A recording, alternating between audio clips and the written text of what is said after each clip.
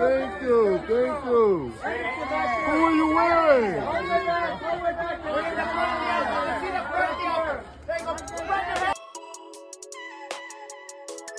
How y'all doing, bitches? Welcome to another brand new episode of the Kris Avalon Show. Unfiltered.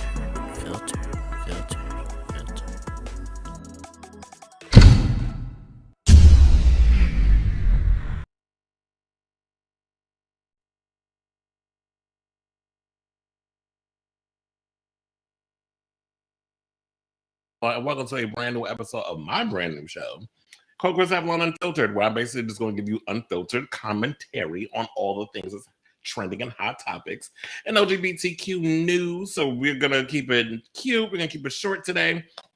And we're just going to focus on my top stories of the week, which is a segment I like to call Sidebar, which you will see pop up in the show when we start to get into that stuff. But right now, I just want to let y'all know, when you see all of this at the bottom, hashtag KA Unfiltered. If you are watching, we are live on Mixlr.com. We are live on Facebook. We are live on the Twitter. We are even live on TikTok, which I just started last week. I know, child called me old, whatever it is. I've been trying to avoid going on all these damn things.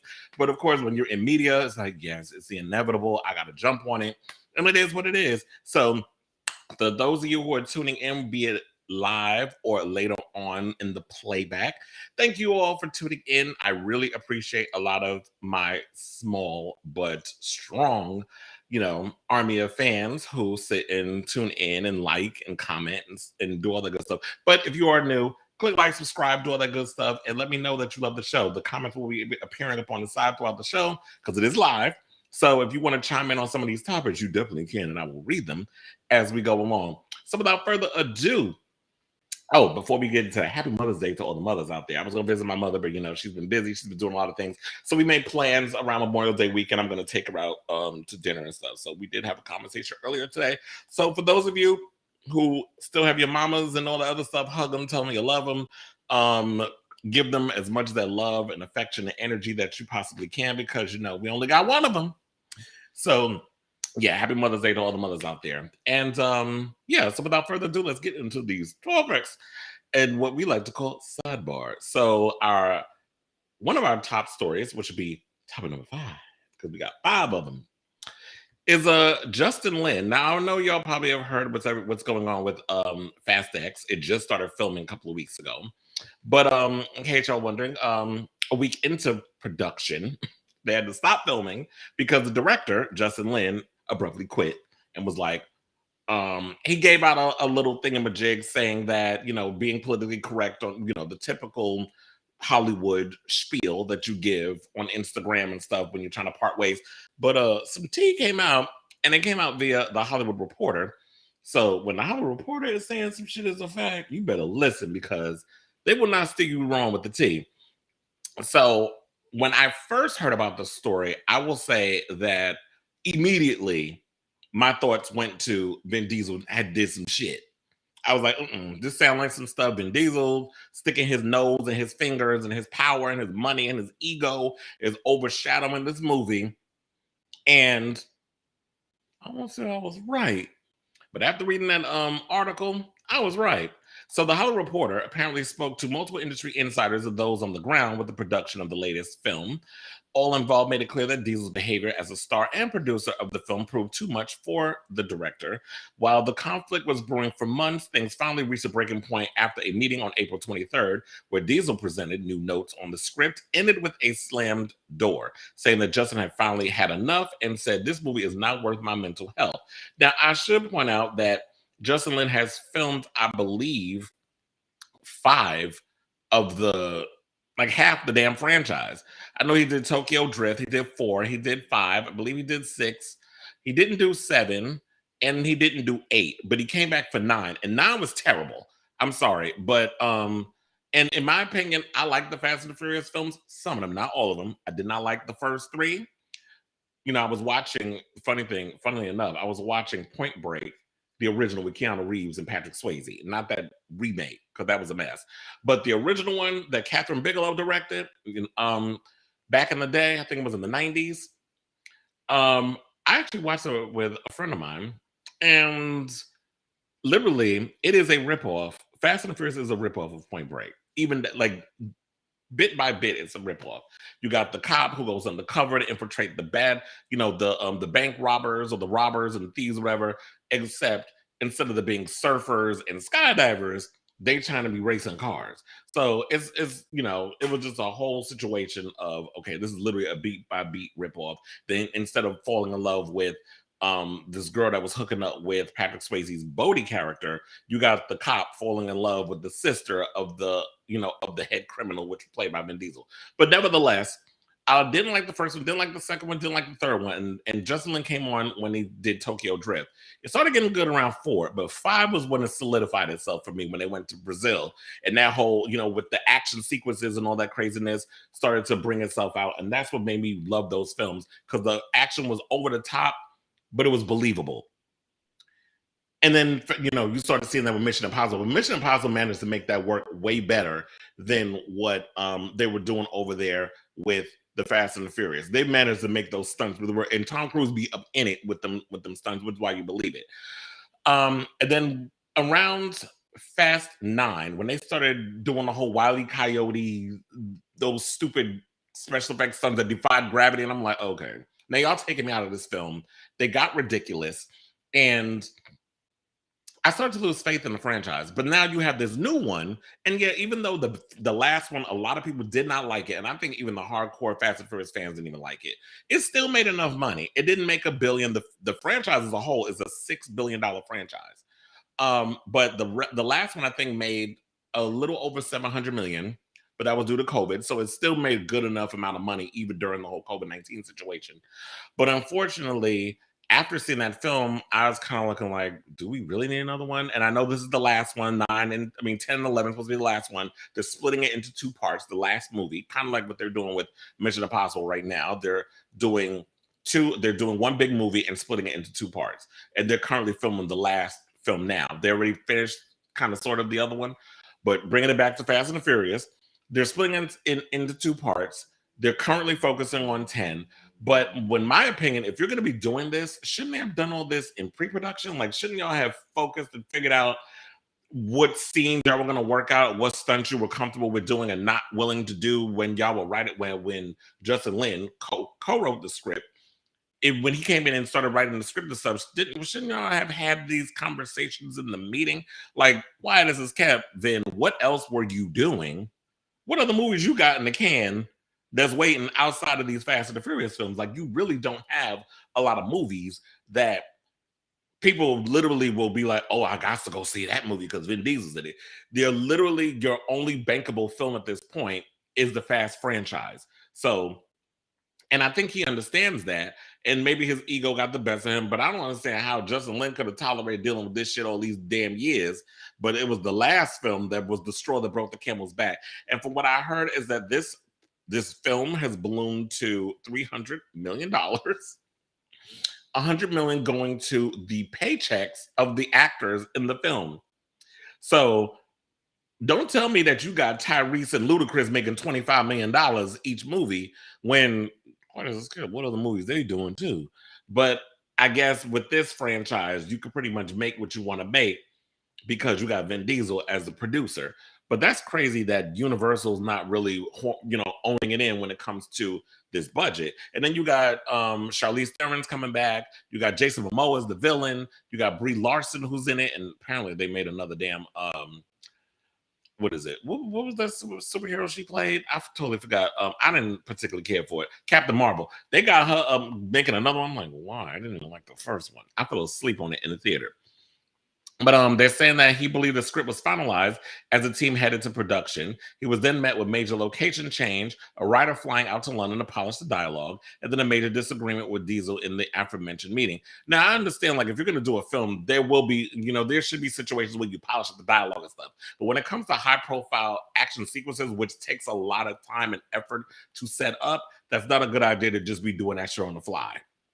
Unless it's fight choreography. I can understand that, but those big action sequences, that's not good. So apparently, long story short, they hired Louis Leterrier, who directed the first 2 Transporter films, Alexa, quiet, please. Thank you.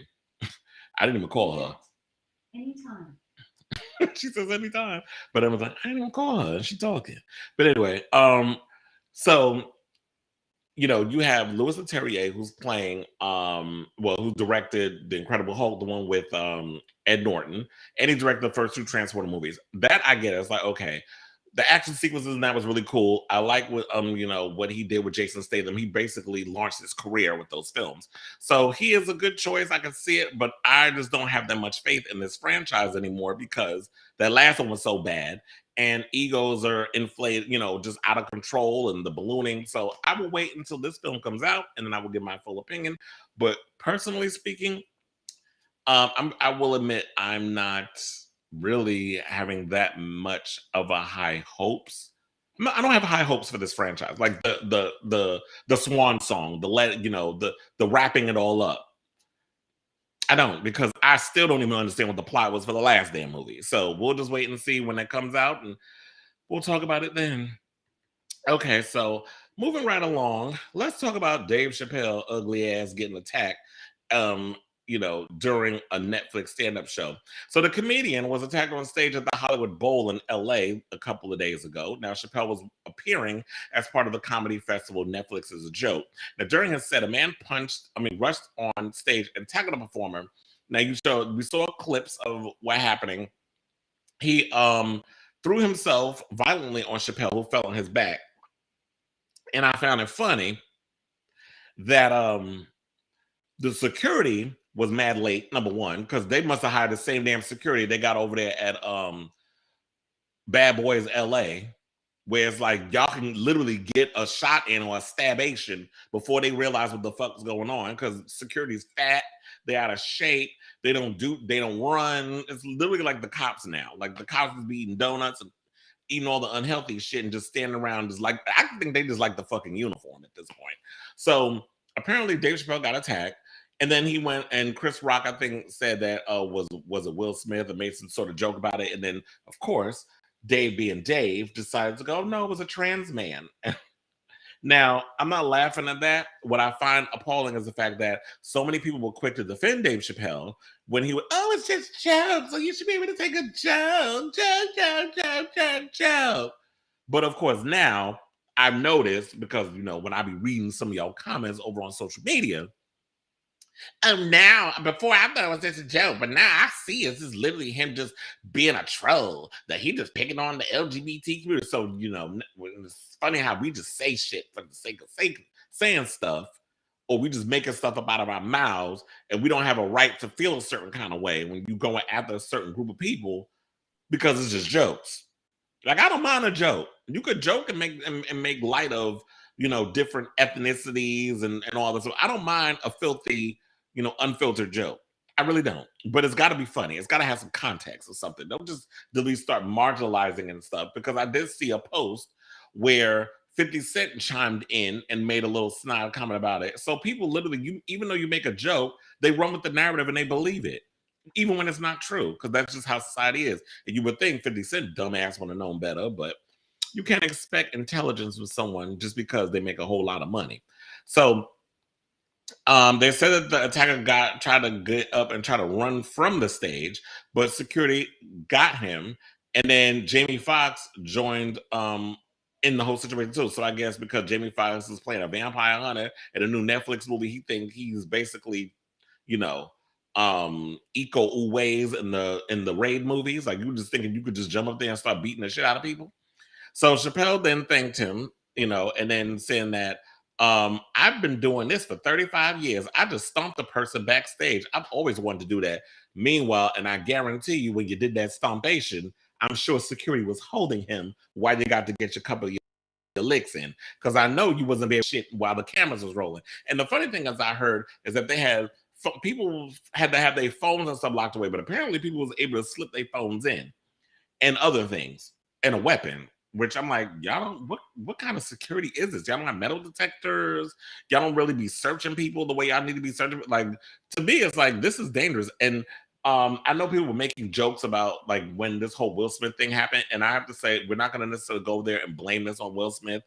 But I feel like because of what happened, at the Oscars, it has given an idea in people's heads to want to push this narrative further. Oh, so yeah, let's just, if I don't like what a comedian says, or even if you have no problem with the comedian says, even if you just want a moment to go viral, you're gonna have people who's gonna want to jump on stage and just create a ruckus because they want, their 15 minutes at the expense of people out here just performing and trying to make a living. So these are dangerous times. So when Kathy Griffin was saying what she said, y'all should have been listening instead of trying to tell her to shut up. And what many of us were saying, because I thought about it in my head too. Yeah, comedians have had hecklers for years. Comedians have had people who have gone in and let happen and said some shady shit to them over the years. But it feels like we're in a society now, especially with phones and internet access, that people have completely lost their goddamn mind and is willing to do all kinds of crazy stuff just so that way they can have a moment. So while I don't particularly care for Dave Chappelle and his comedy, I do defend his right to say what he wants to say. It's free speech, but you got to understand that with that free speech comes crazy asses who are going to come after you and say certain things. But it also doesn't give we can hold people accountable to the things that they say. Meaning, if you go automatically throw some shit on a trans person, we're going to drag your ass for it. And to me, another person who done pissed me off about that shit, I know Glad and stuff was all upset about it, but when we got people like Madonna, who I like to call Madudu, when she pissed me off, and I know that's a name she don't like to be called, but I know that's an old term that certain people that I've known for the nightlife scene would call her. They would call her Madudu. So we're going to call her that today because she done pissed me off. So, and I love Madonna. I'm a fan. I bought her music. I bought her merchandise. I've been to her concerts. But when you are a celebrity, you are not exempt from just because I like you, that you're not going to be dragged for some dumb shit. So we're going to talk about her and that botched booty in a minute.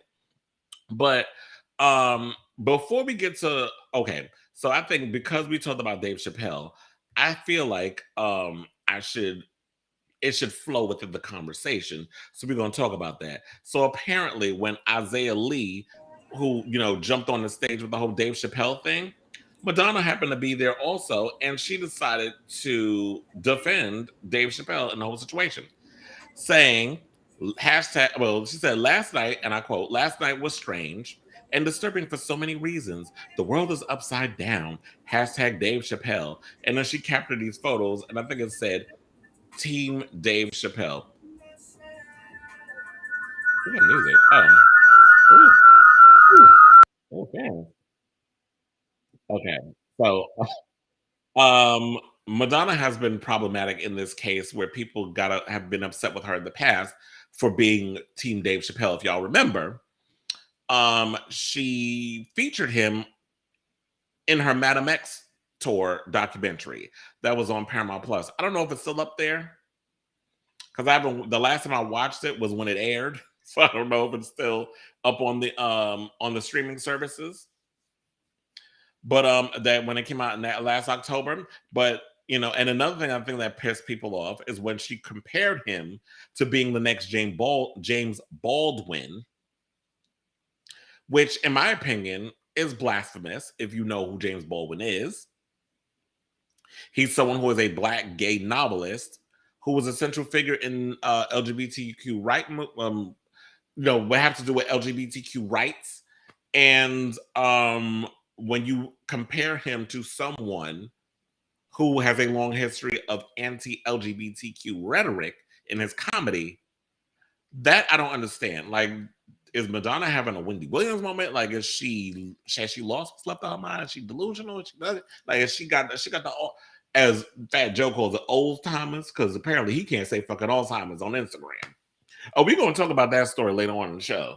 There's like, I don't know how you damn near 50 can't say Alzheimer's, child. But anyway, so people were kind of upset with her about that. And it just shows like, okay, girl, like you just literally out here feasting for attention. So can we just like, at this point, do we call Dave Chappelle the new J.K. Rowling? Like, is that what we going to do? Do we need to kind of put them two in the same, in the same little room together and just tell them to hash it out on their own anti-trans rhetoric?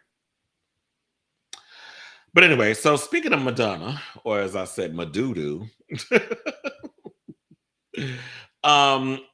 she appeared at, even though we had heard that she had appeared alongside Maluma during one of his concerts in Medellin on April 30th, where she performed, I guess we got to be on the nose with it, Medellin. And then she did an encore of her song Music, where she couldn't remember the words.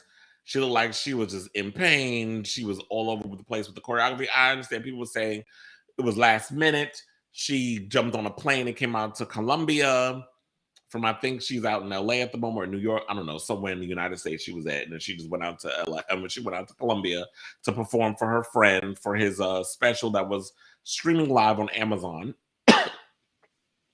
So it was nice that she was there to help, perform and this and the other and help a friend out.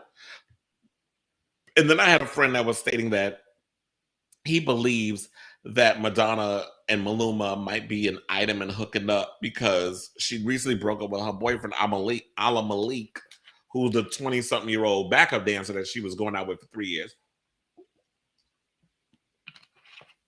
And said that they kind of have the same work ethic, her and Maluma, and that there's that energy there. Child, I don't believe that. And I'm not going to go into why I don't believe it. But if you know what I'm saying, I think you do. But for the most part, read between the lines. Pride is next month.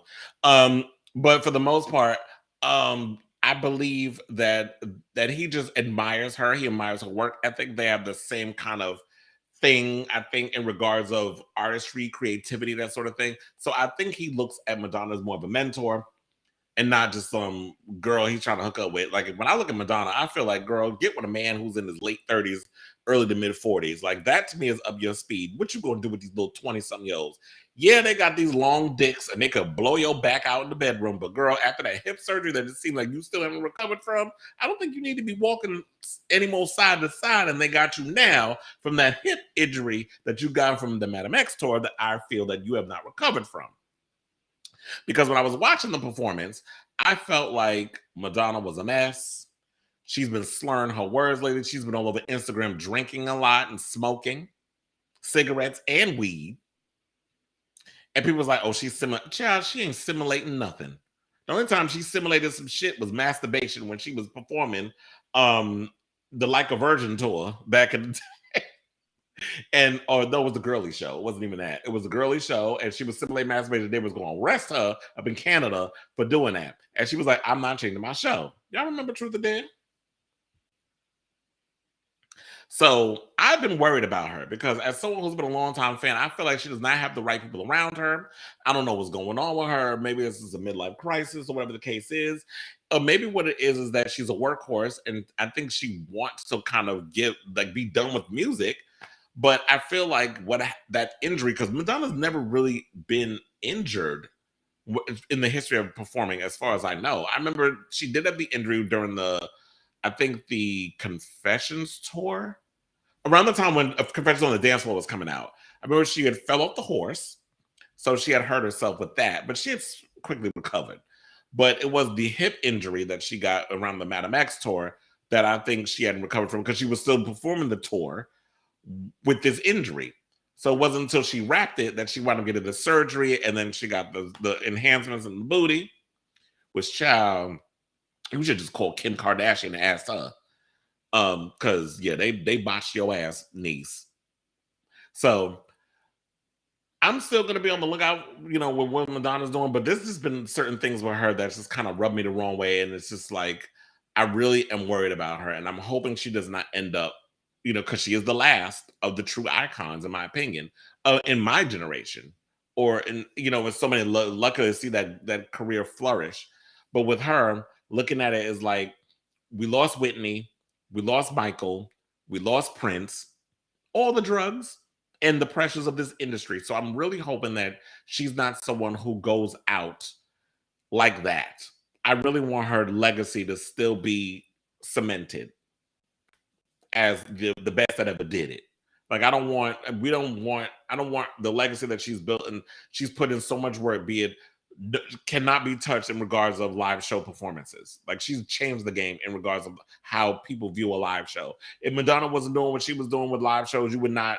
Beyonce, Britney, Kylie, all of them girls that we see that have come up in this industry when they have taken that blueprint from what Madonna has set in regards of how to tour and how to put on a show, and the beginning, the middle, the end, like putting in sections and a whole Broadway extravaganza, adding that to a concert experience. No, she's the one that started that shit. So seeing that, I just don't want her legacy to be tarnished by just foolish behavior. So good luck to you, Madonna. Okay, so our next topic in sidebar we're gonna get to is the Met Gala. So the Met Gala had happened around, I think it was, what was it, Monday? And there was some cute looks. The whole theme was gilded glamour, which in my opinion, I feel like quite a few people, most of y'all, didn't understand the assignment. So That's the lights really good. Child, they had oh yeah, we got Roe v. Wade as number 2. Oh, sorry. So Met Gala. So when the Met Gala happened, wasn't it Anderson .Paak out here trying to look like Ike Turner? Yeah, he a whole mess. But anyway, so I had a couple of looks that I liked, and I wrote some of them down. I was like, my favorite looks, I loved, Frederick Robertson, who I know a lot of people didn't know who that was, but that was the one that everybody thought was Jared Leto, that came out looking like literally a whole drag queen. And it wasn't him, because we found out later on when he came out with the long black hair and that ugly ass suit and them gloves and that clutch. I was like, okay, that's Jared Leto with the designer, I guess, and that was supposed to be his twin, but it wasn't working for me. But Frederick Robertson is someone who is a self-described creative dictator and fashion addict. So when he came out, everybody thought I was like, okay, let me find out Jared Leto is giving us non-binary teas with the fashions. But speaking of non-binary, I did like Isaac and his wife Elvira Lynn. They kind of swapped genders, so she was wearing a man's suit and he was wearing a skirt and a jacket and everything. So, and I love me some Oscar Isaac. That man can sit on my face and just take away my oxygen. In my opinion, I know it's a little filthy, but it is what it is. So I liked Oscar Isaac and his wife.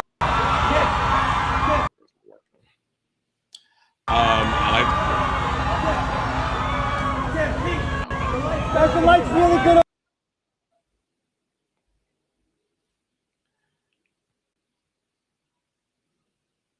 I also liked Gwen Stefani, Cardi B, Ariana DeBose, Gigi Hadid, Glenn Close. Yes, Gwen Stefani's giving everything with this green dress. I did like the green dress. Somebody said she looked like Kermit the Frog. I mean, I did like Cardi B's dress. She was wearing Versace, and I did like how she came in on the car. She and Cardi came in. I did like Glenn Close's outfit. I liked Megan Thee Stallion. It was great to see Ariana DeBose there, and congratulations to her. She's about to host the Tonys this year, and I heard that the Tony nominations came out. I haven't seen them yet, but I'm gonna like that. I did not like this look. I did not like Bad Bunny's look, but I will say this because he's giving me. Remember the lady? Damn, what was she? She was at Matilda. That's what he was giving me that look. The big burly lesbian teacher. That's what she was giving me. That's what he was giving me with that outfit. It looked like a potato sack, but the hair was crazy. But I will say this: I was living for Bad Bunny. The fact that he's doing a damn thing. Like, congratulations to him. He's about to have the #1 album in America. Yeah, I know. He is about to have the #1 album in America. He and Jack Harlow both dropped their albums on Friday, and they thought Jack Harlow being he's this white rapper in Hollywood, and the industry loves putting these white rappers on a pedestal. And I'm not throwing shade at disregarding his career and everything, and his talent. But for the most part, Bad Bunny is someone who is one of the biggest stars on the planet right now. His last album went #1 in America. The album before that was #2, because remember, he dropped 3 albums in a year, and that was all in 2020.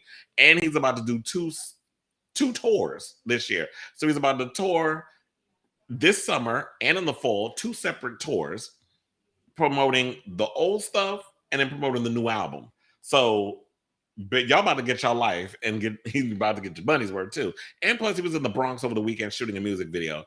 And the new album is great as well. So if y'all haven't heard it, definitely get your hands on it. But also, speaking of that, I did love that outfit that MJ had on.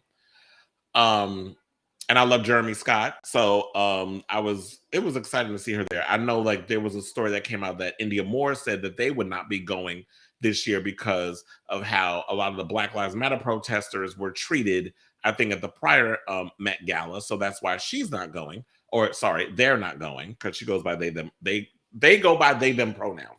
So it's a tongue twister, child. So that was cute, but child, let's talk about that Kim Kardashian outfit for a second, because her wearing Marilyn Monroe's iconic happy birthday dress that she wore for the president was a mess. I heard we saw the diaper booty in the back. She said she lost 16 pounds to fit in it, which had actress Lily Reinhart, who y'all know was from, I believe she's from Riverdale, and she's done a couple other things. She went on a tangent about it. Amanda Lepore even threw shade at her online on social media about her wearing the iconic dress.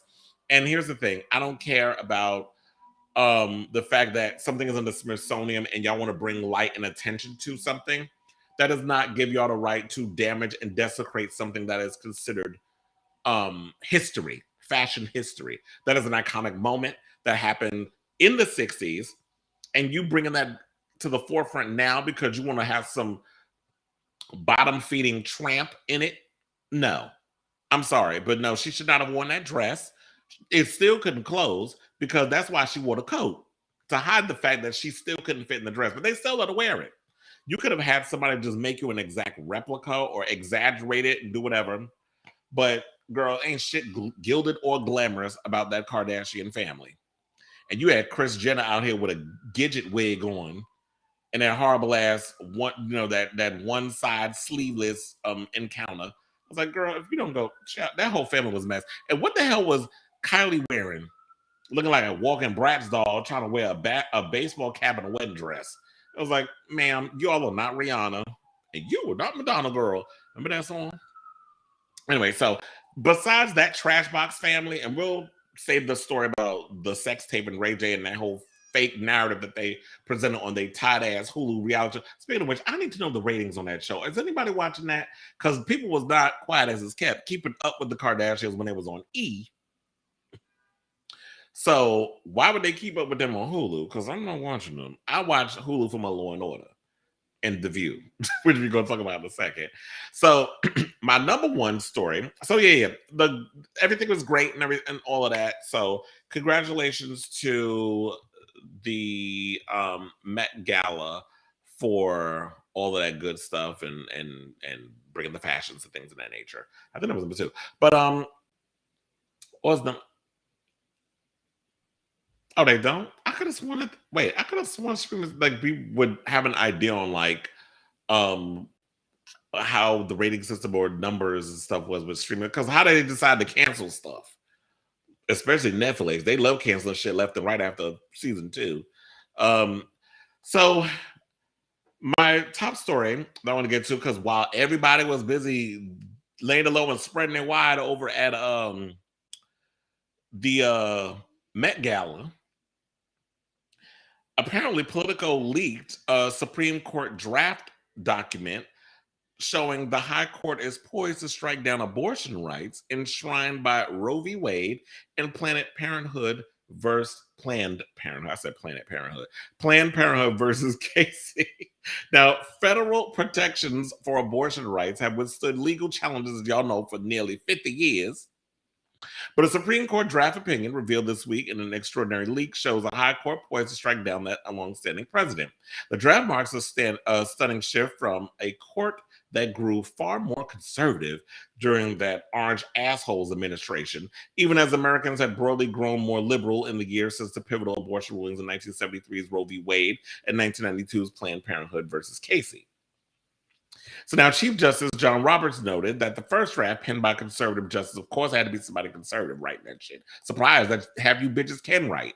Now the conservative justice Samuel Alito and reportedly circulated in February does not represent a final decision in the case, but the early leak of an opinion that would upend nearly 50 years of precedent nevertheless represents a culmination of decades-long efforts by activists and lawmakers that challenge abortion at all levels, from the individual to the Constitution. So now what I had heard is that with the whole Roe v. Wade situation, that apparently during the midterms they were planning on they wanted to bring up the whole oh my god, what's the case? I was like, what was that? I keep getting these alerts. But anyway, they wanted to bring up the situation of, when, oh my god, I forgot the damn thing, but it's a college course, but they're trying to do it where they're in schools or whatever. They're trying to say the young kids are going to be learning about it. Critical race theory finally popped in my head. It happens. That's why I should write notes. For most of the stuff I'm going to talk about. But anyway, it happens. It is what it is. I'm human. But moving right along, critical race theory. So, but we all know those are college courses. That is not something they're teaching young kids, first of all. And kids should learn about the history of the United States in school, especially the truth on how white people treated people of color back in the days and how a lot of this nation was built on the backs of slaves. So if that's something you don't want your kids to learn in basic science and math and all the things that's going to get them through to life, then you're going to walk around with some dumbass kids and all they want to do is be influences. You ain't going to be able to graduate being a dummy. Oh, wait, that's not true because Trump did. George W. Bush did. There's a bunch of people that have. So it is what it is. Now, my thing on abortion is this. If you don't want to have an abortion, don't have one. But for you to go around and try to tell people what they should do with their bodies, it's none of your business. And last time I checked, there's supposed to be a separation of church and state. Religion should not have any kind of effect on people's decisions politically, on what they do with their bodies. Which is why I find it funny when I was watching the news earlier, and they put barricades around St. Patrick's Cathedral in the city, how they were talking about that they want to pass this law that makes it a hate crime if protesters attack a church or attack people attending a church. So wait, religious people want protection all year round or all around with stuff that they want to impose on other people. But black people, gay people, trans people, women, we want those same rights, but y'all want to give it to us. But the church should be protected. Why? Because y'all don't pay taxes? Because y'all got a bunch of, child touches up in these churches and closet cases who y'all hate the fact that y'all can't be full on homosexuals, that y'all want to go at other people over how they choose, or not choose, because I hate the word, like saying things are choice, how people decide to live their lives. Or life, single or plural. Is what it is. But my thing is, I'm not a woman. I protect women. I empathize with women. I love women. I came from a woman. But if there's a situation where depending on the case-by-case situation, if a woman is being raped, if a woman is going through things where she has to get rid of the child, she can't bring the child in the world because it could be stillborn, whatever the case is, that is not a decision that y'all need to be generalizing on telling people what they should and should not be doing with their bodies. Because here's the thing, if we're going to do that, and I'm a man, I'll say, well, as y'all can see, but where are the laws about us? Where are the laws that states that men should stick around and take care of these kids that they want to be fruitful and multiply with, that these churches so eloquently want to keep pursuing? Like, we all give a fuck about religion because we don't. What's going to happen when, you get these men out here being Rolling Stones and y'all make all these damn babies and you don't want to take care of them? The women are stuck with them. Because I did hear something of there was a story that came out in the state that a woman, that they want to ban condoms. Some politician who I guess is a candidate is trying to ban condoms. I think it was Wisconsin or Georgia, one of those places. It's a red state, so you already know the stupidity that's coming out of there. So my thing is, what people want to do with their bodies, let them do it. Mind your business. They ain't got shit to do with me. But I think there's all a smoke screen for something bigger that they're trying to get through. So keep your eyes on the prize, but keep your eyes on this story as it further develops. So now, I was going to do a rant about that, but I was like, that's not the rant. I'm going to say this rant for Wendy Williams, because this heifer done lost her damn mind. So she recently she made 2 appearances this week. She first appeared at the Mac Gala after party. I think it was the one that Cardi B was hosting. I think that was the Playboy one, where Cardi B got dragged on social media for making a cocaine gesture. But I'm like, okay, have y'all never been to an industry party? Yes, they use the booger sugar be flowing up in there. Just like Madison Cawthorn put on blast that they be doing the booger sugar at these damn events, you know, the political events, the orgies, the drugs, like they all do it. So let's not try to act brand damn new. Okay, so with Wendy, she appeared at she appeared with alongside Jason Lee. He was there, and I heard that she was in a corner at a table in the corner, and he basically played bodyguard the whole night. People wanted to come over and say hi. He was kind of trying to keep her ushered away from all these other people, probably trying to make sure that we wouldn't be able to see what we all saw in that Fat Joe interview yesterday, which we're about to get to in a second, where she called into, but she looked like she looked physically great. She looked like she had everything together when we were looking at her, like walking through. And I think TMZ kind of gave her a quick little interview, and she was talking about how she coming back to her talk show. I don't know how. I mean, were you presented with a new contract from Deb Mercury? Because you know that shit is up next month. And what time slot you got? Because it ain't gonna be 10 o'clock Monday through Friday on Fox anymore. Like, they're done with you. Deborah Mercury is finished with you. Like, what talk show are you coming back to? Because she's still thinking in her brain when she was talking to Fat Joe dumbass yesterday that she thought that she was coming back to that show. Like, what show? And she was all excited that he was there with oh, I like that you and Remy Ma was doing it, but I didn't agree with everybody else. Child, first of all, I didn't even like when them two was doing the show because Fat Joe just makes no sense when he was trying to talk about something. Yeah, he would make his little funny moments. And yeah, Remy would be the voice of reason at time. And that yin yang thing was cute. But there was a lot of things he would say. It's like, you know, you sound like a dummy. You really do not have this interview media person thing on lock. I know a lot of y'all try to jump into this little pool of shit. A lot of you rappers who people ain't buying your music anymore, so y'all want to jump into media, and a lot of y'all don't know what the hell y'all doing, so y'all want to come jump into our shit. And it's fine if you're able to navigate an interview, but when I watched the Fat Joe interview, he could not keep her on track with anything. She was all over the place. She kept bringing up Joan Rivers. She said Joan Rivers she repeated herself after the Joan Rivers jacket, and then she was holding up a pillow. I'm like, wait, so you wore a Joan Rivers pillow? Like, how you fit that around your big ass broad shoulders you got? So she was out of it. She was belligerent. She was all over the place. She couldn't focus on one topic. And I was like, the many of years I followed Wendy, and I followed her career for 3 decades. She's always been sharp as a whip. This is something else. So something clearly is going on with this woman. Something is clearly going on with her. She ain't all the way there. And for people not to acknowledge this, I'm not taking Fat Joe's word for it. I'm not taking Jason Lee's word for it, because these people are going to try to protect her because they're too industry and they're too Hollywood. So y'all trying to protect this woman when she has gone in and let have on so many goddamn people throughout her career and made millions of dollars off it. So I know we got some clips where she talked about a bunch of stuff, and even through shaded Sherri Shepherd. So if we got those clips, let's run them real quick. Because, yeah, there is a dilemma, child.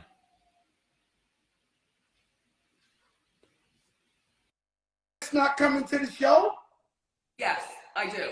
I wish I was there. I wish I was there right now to talk about it and talk about it with you. But you know what? Because they already put people there like you. You guys are already in position. So you'll be talking about that. But I'm glad that I'm able to talk about when I come back. You know? Okay, so is there plans for a new show, or are you coming back to the Wendy Williams show? Coming back to the Wendy Williams show. Absolutely. Absolutely. Wow. Because I know they were talking about Sherri Shepherd taking over the show, a new what? But I won't be watching her because I know what she's going to be doing, and that's really not my thing. You know what I'm saying? Like, anyway, but I love being on my own show, and I love that people love to watch it, you know, all the time.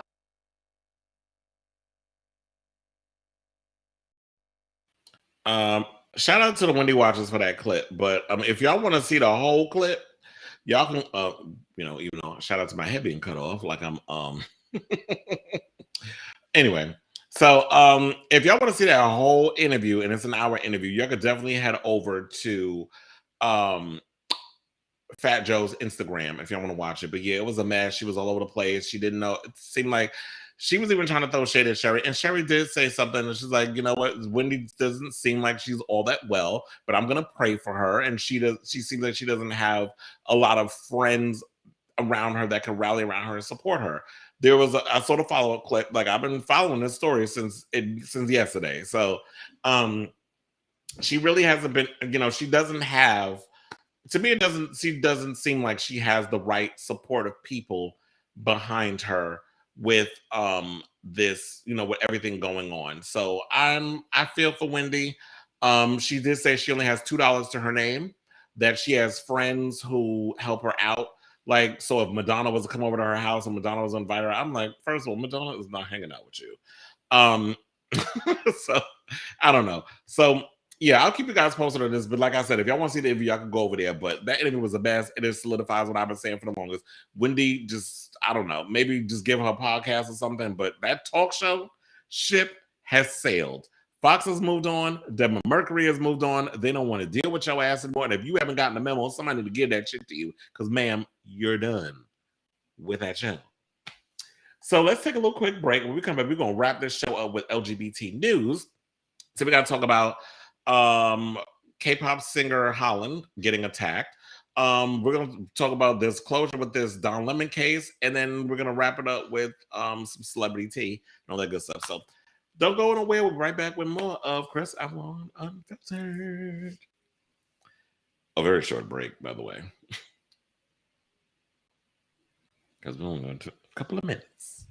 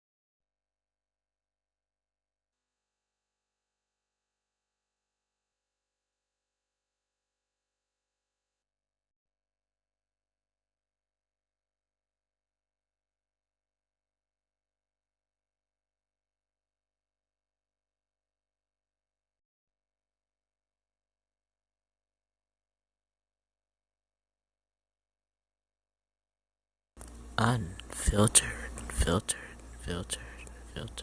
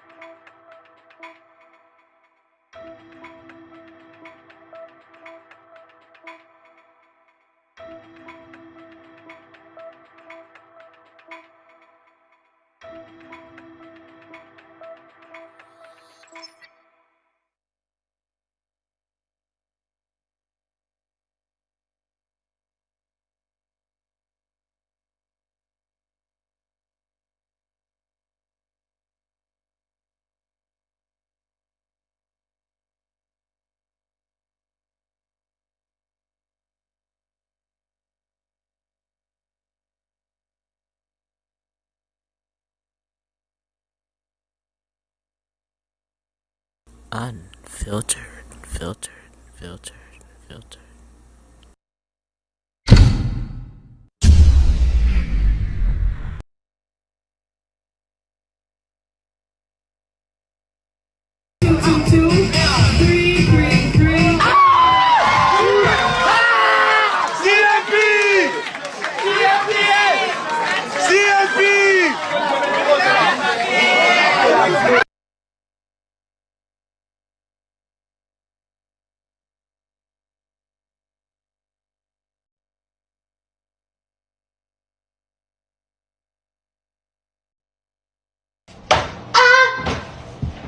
Alright, we can do it, okay?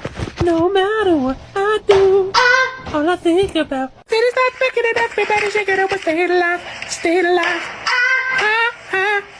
You have failed this city. Okay, guys, get ready. Get ready. Katie, what's our starting note? 3. Alright, whenever you're ready, take your time, okay? Me and you, don't be nervous. Should have bought your flowers.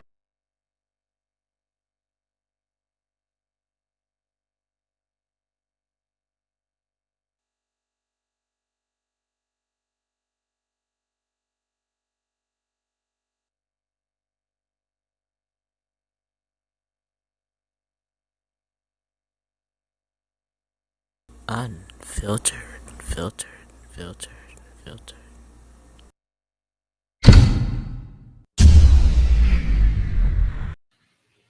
Hi, we're back. Finally. Okay, so I'm gonna try to get through as many of these topics as I can because I literally have 5 minutes left. So singer Holland, known as the first openly gay K-pop musician, was apparently left bloodied following a homophobic attack. Now, Holland wrote on Instagram, I don't know if y'all even know who that is, but I do. I listen to his music. I've had other people like DJ on his weekly top 40. He's played his music.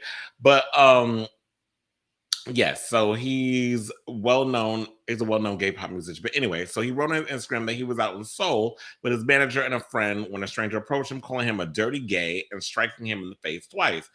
Now, this is obviously a hate crime, is what he wrote. So the fact that my sexuality as gay is public should never expose myself to this kind of violence, nor any other LGBT plus and all elders, women, and minorities in this world. This happening in 2022 shows the sad reality of LGBT plus human rights. Now, I will say that he has reported the incident to the police and hope this case would be looked at properly, saying, "This should never happen to anybody in this world, no matter who you are. I wish the world is filled with more love and hope than any hate and violence." So shout out to him. Hopefully, I'm sure he's okay and everything. Oh, we doing 20 minutes? Okay. Oh, excuse the shade. Well, yeah. So yes, Holland's been going through it. I felt bad for him that he had to endure such violence or whatever from someone who's just being ignorant. And the fact of the matter is that we have Pride coming up next month. So that's one of the things we definitely got to keep an eye on. While everybody can be out here being comfortable and relaxed, let's celebrate Pride and let's be who we are. And that's great. Let's all celebrate it. Strength in numbers. But you have to really be out here and just be really careful with what's happening with this, with people. There's just people out here who are just ignorant, freaking bigots, and want to do harm to people. So just be on the just keep your eyes open is what I'm saying, because it's crazy. Or at least keep some mace or some pepper spray or a blade on you, because I'll be ready to fight. In the words of the Vixen, I came here to fight. So now, so shout out to Holland. Okay, so let's talk about this case. So Don Lemon was supposed to go to trial a couple of weeks from now for a sexual assault case, but now the guy who accused him of Don Lemon of sexual assault is changing his story. Or he's basically suggesting that the story never happened in the first place. So now New Jersey bartender Dustin Heiss dropped a sexual assault lawsuit against the CNN anchor saying that after a lot of inner reflection and a deep dive into my memory, how deep did he have to go? Did he bungee jump into that shit? He realized he actually got the whole thing wrong. Now, in a statement, Kai said his recollection of the events that occurred on the night in question when I first met CNN anchor Don Lemon were not what I thought they were when I filed this lawsuit. Now, if y'all don't remember, I'm here to remind you, Heiss alleged that Lemon approached him in 2019 and vigorously rubbed his genitalia, as in Don Lemon stuck his hands down his pants, removed his hand, and shoved his index and middle finger did one of these numbers, like very, very high school, or even frat boy, like frat boys do that shit.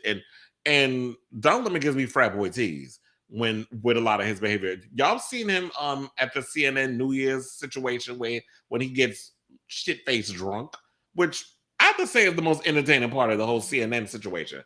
Andy Cohen trying to do it, like, girl, you be trying too hard. But when I look at someone like Don Lemon, it's more, I can tolerate that versus the other one. And he's basically said, so they basically shoved the index middle fingers in the plaintiff's mustache and under his nose. Now, he reportedly wanted $1.5 million from the CNN anchor. Now, my thoughts on this situation is that, before we get to my opinion on it, I should say this. Don Lemon's attorney has released a statement calling the whole thing a crass money grab from its inception, saying, "This has been a long and difficult journey for Don. Out of respect for the judicial process and my advice, he has to remain silent in the face of a malicious and vulgar attack on his character. Unfortunately, being a gay black man in the media, he has had to deal with these sorts of attacks for quite some time." Now, the civil assault jury trial was scheduled to begin, as I said, a few weeks, and the federal judge ordered he pay Lemon $77,000 in attorney fees for failing to comply with court rules. Now, do I believe this? I call bullshit. Number one, do I believe that Don Lemon would do some foolishness like this while he's out shit-faced drunk, being around a bunch of damn white people? We know he liked white men. So would he do this at an event in the Hamptons? Is close enough to Fire Island. So yes, I do believe it. I do believe that Don Lemon would do some foolishness like this in the throes of having a lot of alcohol. I do believe that there was a settlement that was done. I do believe that Heiss did get a little hush money. And some of that hush money is going to go towards paying them legal fees because they got the lawyers and stuff out of it. I believe CNN had wrapped this whole shit up because at the time, Don Lemon was supposed to host his very own talk show over at CNN Plus, which is no more. I don't know why they were going to create a streaming service for CNN when we already got 24-hour news on cable, but apparently they thought that was a good idea at the time. But now they've decided to get rid of CNN Plus. It's not happening. So a lot of those people that were supposed to get shows out of a job, I don't know what the future is going to hold for CNN in regards of Don Lemon's talk show. If they're going to launch it over at CNN, I have no idea, or if they just scrap the show altogether. But the fact of the matter is that, I think with everything that happened with Chris Cuomo and all that stuff that was going over at CNN, they couldn't afford any more bad publicity, and they did what they had to do to make this shit go away, including probably paying Justin's ass off. So I think we got a ruse, and there's some stuff that happened behind the scenes that we don't know. Look over there while a bunch of other shenanigans is happening down here. So, Don, you skipped out on, you basically got the CNN gods looking out for you. You got through to this one. Now, just try to keep the behavior under control. You got your husband, and I don't know if did they get married yet? Fiance, whatever he is, he's in his relationship. He's doing what needs to be done with that whole situation. So, yeah, good for you with your whole situation. You got away with it. So, shout out to you. Now, we talked about Wendy Williams. So we can move on from that. Do we have time to talk about how many more minutes do we have? Because I'm like, do we have time to talk about this whole Garcelle story? As I pull it up. This is live. Okay, so we got 15 minutes. So we're going to talk about that. So apparently, what I didn't know, because I was like, where the hell was I? And I've been watching The View for a million years when it was on. But apparently, Garcelle is talking about her unpleasant experience of being auditioning to be a co-host on The View. So she's opening up about it, and this is in her new book, Love Me As I Am. Now, the 55-year-old is detailing guest hosting on the show in 2015. So we know one person that won't be invited to come back to the show. Well, I mean, the only one who was probably there when she was dealing with this shit was probably Whoopi Goldberg. So if she does kind of promote her book, I guess she'll be there when Whoopi's not there. But anyway, so she says she sat on the panel. Oh, okay, so it was Whoopi, Rosie Perez, and Nicole Wallace. Those were the ones that were there at the time. And this is in 2015. She recalls being shocked by Whoopi's writing, saying, I was shocked and appalled to see how testy Whoopi was with the show's producers. I was embarrassed and disappointed, to say the least. It was cringeworthy. The Real Housewives of Beverly Hills star expected a more friendlier interaction with the host. However, that wasn't the case, saying there was a brief nonchalant recognition that I was the co-host up to bat that week. No greetings or welcoming niceties, just a hey, and they continued on with the top of the morning meeting with producers. Okay. She says, the energy was cold, unfriendly, and standoffish. The atmosphere was so opposite to my friendly nature and definitely not what I expected or hoped for. She also recounts another startling experience with Rosie Perez, saying that while speaking on the show, Rosie allegedly kicked her leg underneath the table. It was the shut the fuck up, bitch. You're talking too much signal kick. Later, she says Rosie explained why she kicked her. She says, girl, I just wanted you to know that you need to be quiet. I thought you were going to go on too long.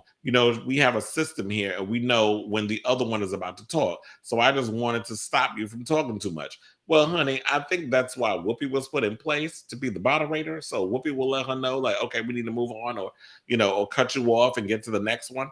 Bouvet also then thought to herself, what kind of system is that where grown women kick each other like effing mules? Was this a new type of Morse code or something? Get the F out of here.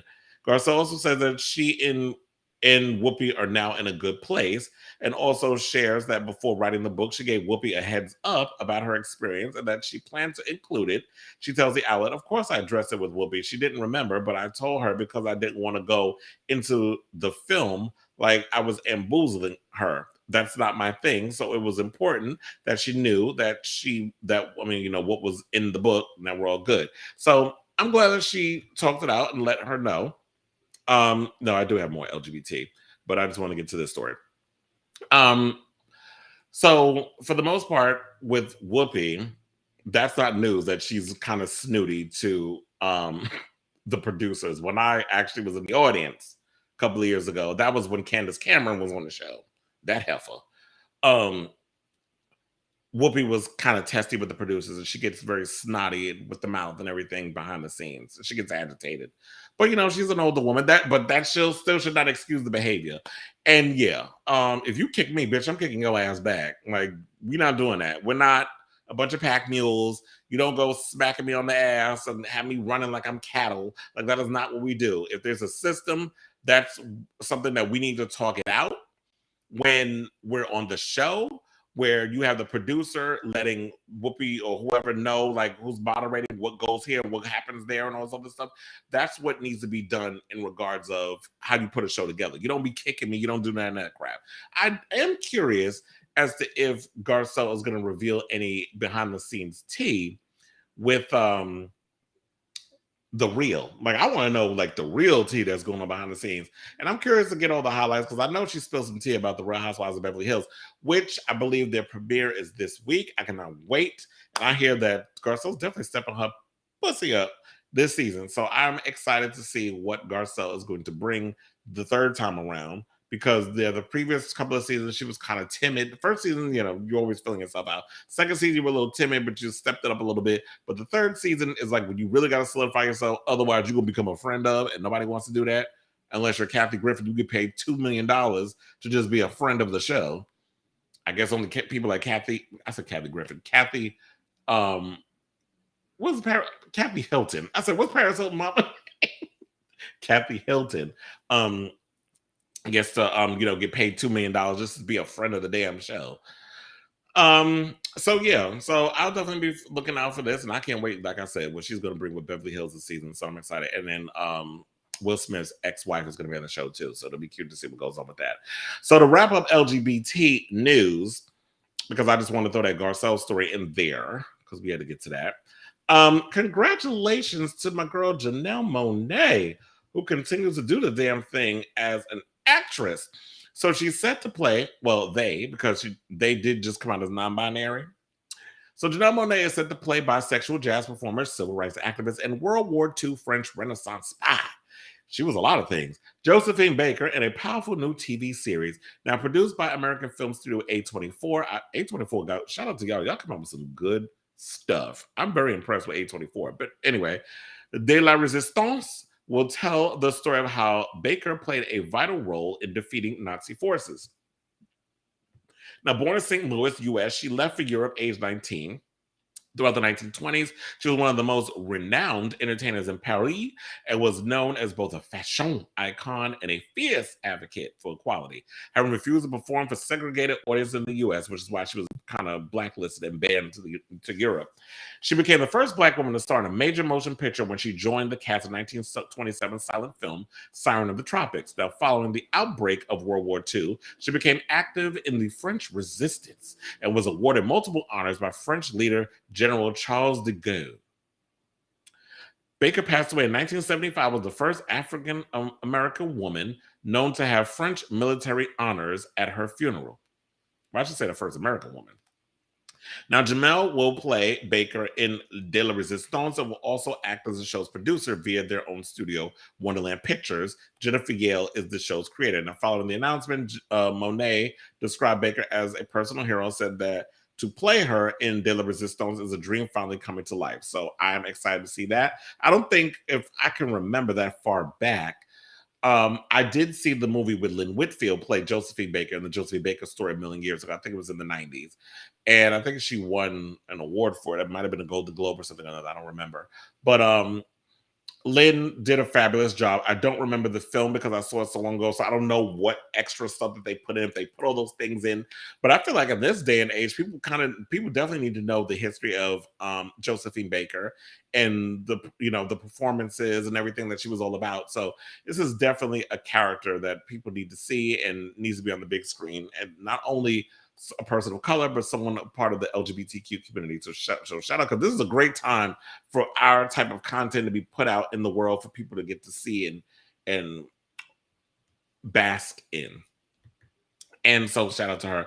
And then shout out to Chriselle Staus, who you know from Selling Sunset. If y'all don't watch that show, y'all definitely watch it out because the drama on it is crazy. It's basically $1 Million Listed, but just dramatic with women. So Chriselle, if y'all been watching this new season, y'all know she's been dating the boss. First 3 seasons, she was married to Justin Hartley, the actor who was on This Is Us. They're in their final throes of their season. I think this is the final season that they're doing right now. She's married to him. He divorced her. We saw her divorce play out the season before. But now in the new season, she's dating Jason Oppenheimer, who is her boss, which, is not a good look in my opinion. And I knew that shit was going to last because they baffled up like, yeah. But of course, what caused them to break up was basically what caused them to break up with every relationship. The talk about kids. She's 40 years old. He's a man of a certain age, also probably older, and she wanted to have kids and he doesn't. Well, it didn't take her long to move on because she's now in the throes of an Australian singer by the name of G Flip, who identifies as non-binary and uses they, them pronouns. So yeah, she is dibbling on the clam, honey. So I recently have been spending a lot of time with someone that is very important to me. Their name is G Flip. They're non-binary. They go by they, them, Staus, told the moderator. Though this is where she told Tan France, if y'all saw the reunion, spoiler alert, this is when she revealed that she's in a relationship with G Flip. Because Tan France was basically the person that is the Andy Cohen of the reunion. And Staus, who's 40, explained that they met G Flip, who's 27, because she was going to be in their music video about a chaotic love story. Now, the Netflix personality shared a snippet of the video in which she dances in a convenience store, sharing a kiss with the Gay For Me performer. Now, this is cute and everything, and I really hope that their relationship is real, but to me, Chriselle comes off a bit opportunistic.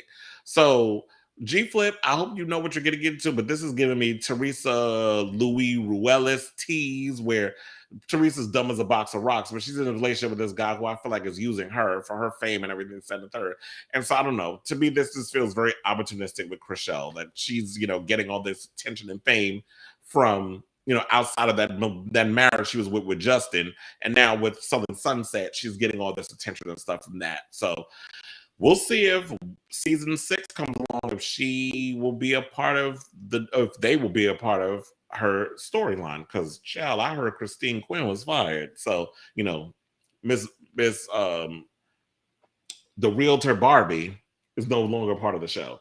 So before we go, I'm going to give a shout out to Ross Matthews and his now husband, who tied the knot over the weekend. I think it was yesterday. I saw the photos and everything. Ross looks great. He's definitely been keeping the weight off. So yeah, so shout out to him. What was the what's his long? I didn't have it in front of me. I saw the picture earlier. But what is the longtime partner's name? I mean, I remember when he was he engaged to Salvador? Or did they ever get married?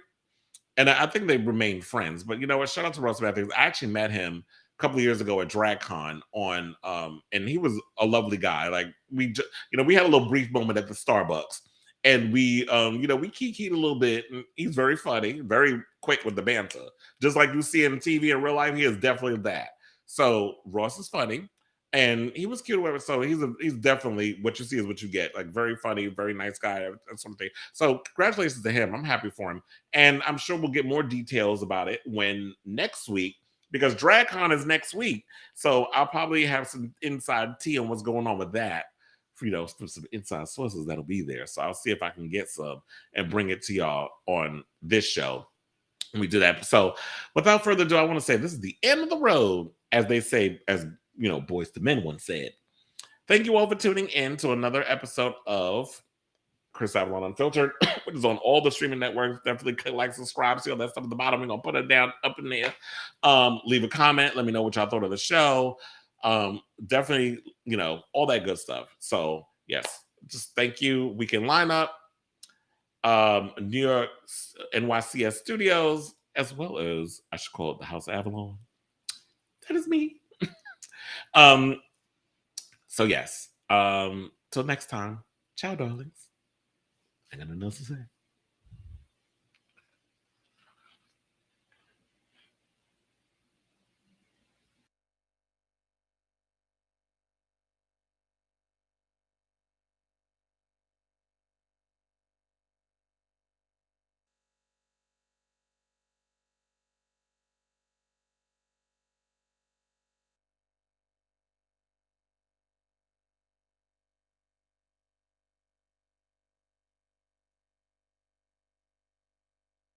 Unfiltered, filtered, filtered, filtered.